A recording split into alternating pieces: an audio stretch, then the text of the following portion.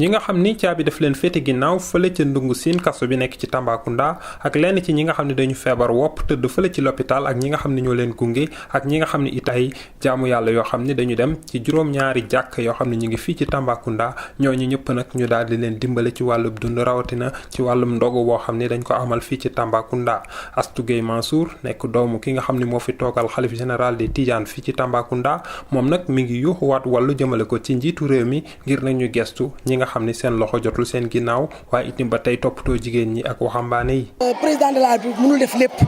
kon ñi ngi ñaan projet yi ñu jàppale jeunesse bi surtout xale yu ndaw yi jàppale jigéen ñi parce que Tamba sonn nañ Tamba xale yi bëgg nañ liggéey mais amuñu liggéey te nekkul bureau yi rek mooy liggéey nekkul école formation yi rek mooy liggéey kon bu ñu mën a jàppale ci financement yi ñu ngi koy ñaan président de la République mu gëstuwaat Tamba. du ma ne defaluñ dara waa Tamba mais des na lu bëree bëri li ñu war a dimbale surtout ministre Sidiki Kaba maa ngi koy ñaan nu mu tàllalee loxoom Tambacounda na yokk tàllalaat loxoom Tambacounda. honorable député Demba Diop Sy yàlla ak moom moo tax ma def seen ndogu daaw yàlla ak moom moo tax encore ma def seen ndogu